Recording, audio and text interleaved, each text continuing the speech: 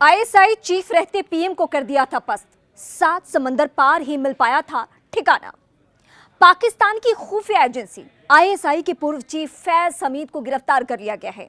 हमीद पर आरोप है कि उन्होंने खुफिया एजेंसी की कमान संभालने के दौरान अपने पद का दुरुपयोग किया।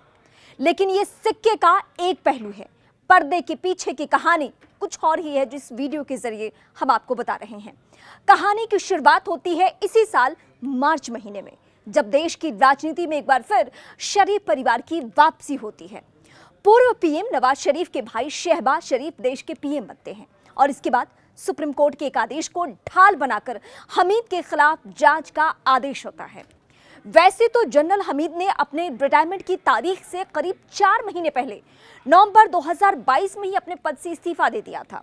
वो आईएसआई में लंबे समय तक रहे और अंतिम दिनों में इसके प्रमुख रहे।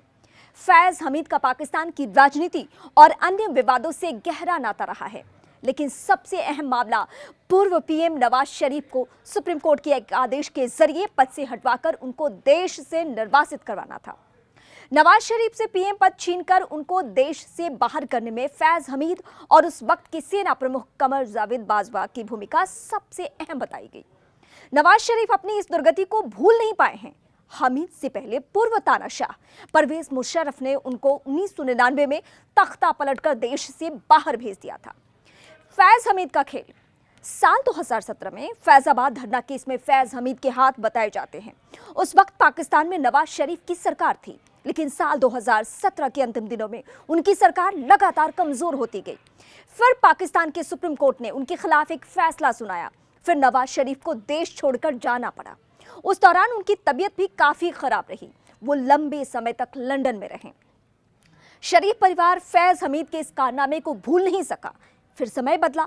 सेना और एक वक्त उसके चहेते रहे इमरान खान के बीच टकराव शुरू हुआ। इमरान खान बेचारे बन गए, उनकी सरकार गिर गई। दूसरी ओर सेना के तत्कालीन नेतृत्व के एक बार फिर नवाज शरीफ को स्वदेश लाने की रणनीति बनाई गई और चुनाव में उनकी पार्टी को ठीक ठाक सीटें मिली। फिर नवाज की पार्टी पाकिस्तान मुस्लिम लीग ने बिलावल भुट्टो को पाकिस्तान पीपुल्स पार्टी के साथ मिलकर देश में सरकार बनाई।